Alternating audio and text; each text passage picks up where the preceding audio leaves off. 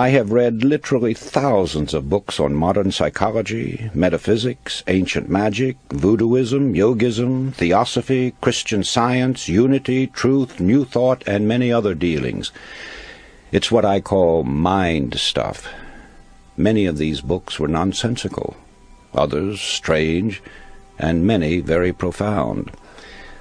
Gradually, I discovered that there is a golden thread that runs through all the teachings and makes them work for those who sincerely accept and apply them.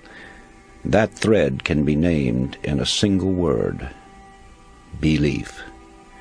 It is the same element or factor, belief, which causes people to be cured through mental healing, enables others to climb the ladder of success, and gets phenomenal results for all who accept it.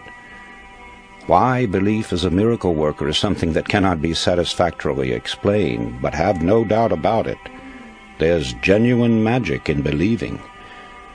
The magic of believing became a phrase around which my thoughts steadily revolved.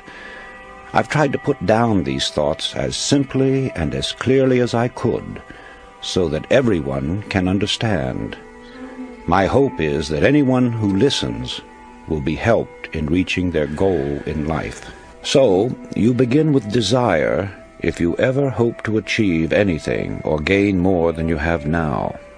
However, as we shall see, there is more to it than mere desire. It has been said that thought attracts that upon which it is directed. Thought attracts that upon which it is directed. It was Job who said, "For the thing which I greatly feared is come upon me." Our fearful thoughts are just as creative or just as magnetic in attracting troubles to us as are the constructive and positive ones in attracting positive results. So no matter what the character of the thought, it does create after its kind. When this sinks into a man's consciousness, he gets some inkling of the awe-inspiring power which is his to use. I cling to the theory that while thoughts do create and exercise control far beyond any limits yet known to man, they create only according to their pitch, intensity, emotional quality, depth of feeling, or vibratory plane.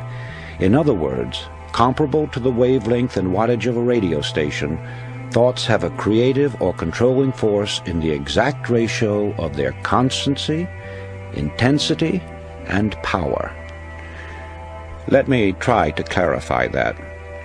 While many explanations have been offered, no one knows whether thought is a form of electrical energy or something else yet to be defined. But I have been an experimenter in that branch of electricity known as high frequency, pioneered by the great genius Nikola Tesla. And whenever I think of thought and its radiations and vibrations, I instinctively link them up with electricity and its phenomena. In this manner they become more understandable to me. All persons living in high altitudes have felt and sometimes observed the electric spark resulting from walking across the room, then touching some metallic substance. That, of course, is a form of static electricity generated by friction. It gives you an idea of how one kind of electricity can be developed through the body. Sigmund Freud, the famous Austrian psychoanalyst, brought the world's attention to the hypothesis that there was a powerful force within us, an unilluminated part of the mind, separate from the conscious mind, constantly at work molding our thoughts, feelings, and actions. Others have called this division of our mental existence the soul. Some call it the superego, the inner power, the superconsciousness, the unconscious, the subconscious, and various other names. It isn't an organ or so-called physical matter such as we know the brain to be. Nevertheless, it is there, and from the beginning of recorded time, man has known that it exists. The ancients often referred to it as the spirit.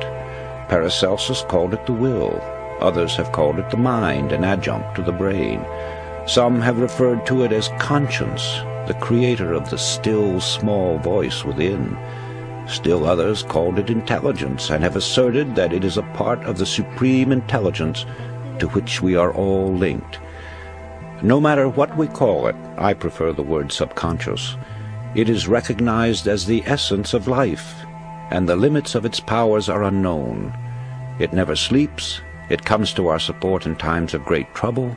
It warns us of impending danger. Often it aids us in what seems impossible.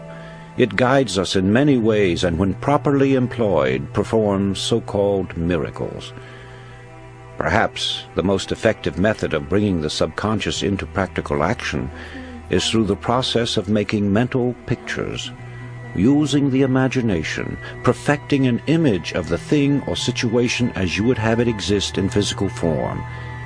This is usually referred to as visualization. However, before this visualization can work, you must really believe. I refer now to deep-seated belief, a firm and positive conviction that goes through every fiber of your being. When you believe it heart and soul, as the saying goes. Now call it a phase of emotion, a spiritual force, a type of electrical vibration, anything you please, but that's the force that brings outstanding results. It sets the law of attraction into operation and enables sustained thought to correlate with its object. This belief changes the tempo of the mind or thought frequency, and like a huge magnet, draws the subconscious forces into play, changing your whole aura and affecting everything about you, and often people and objects at great distances. It brings into your individual sphere of life results that are sometimes startling.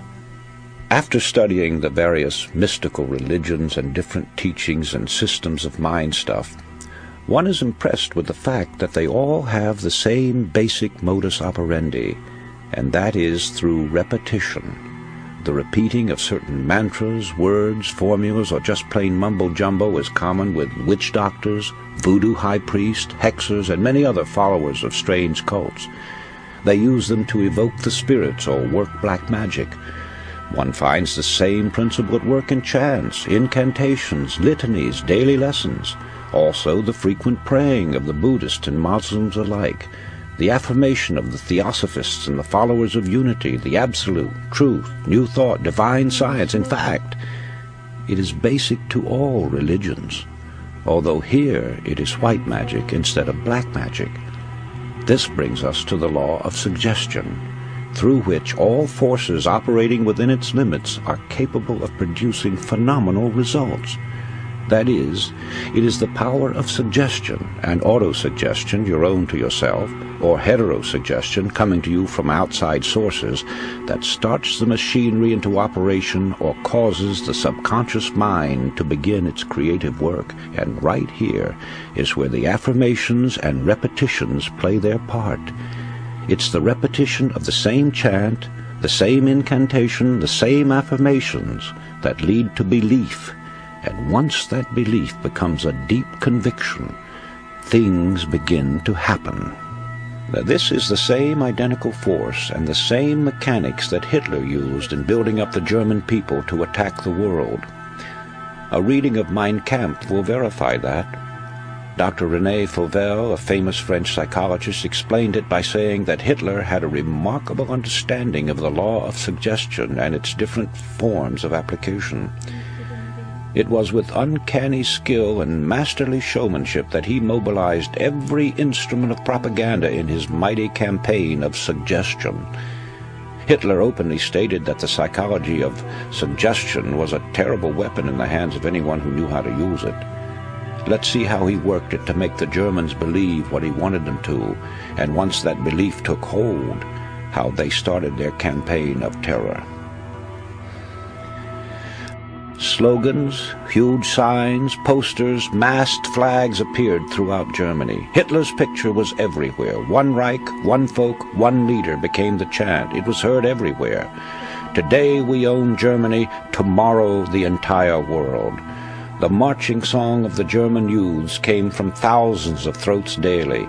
Such slogans as, "Germany has waited long enough," "Stand up, you are the aristocrats of the Third Reich," "Germany is behind Hitler to a man," and hundreds others, bombarded the people 24 hours a day.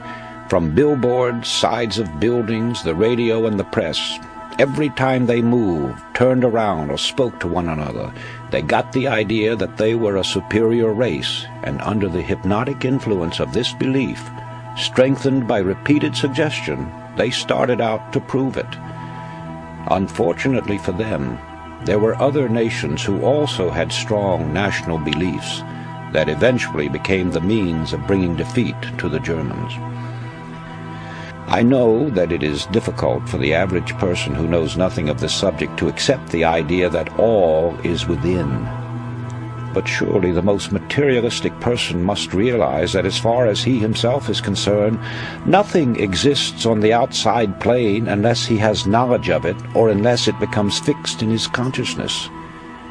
It is the image created in his mind that gives reality to the world outside of him.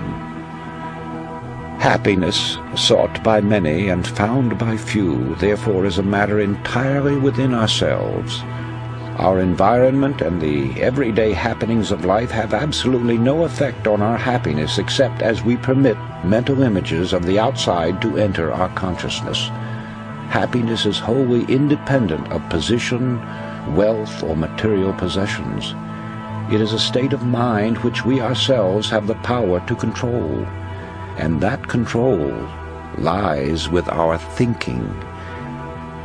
Emerson said, "What is the hardest task in the world? To think."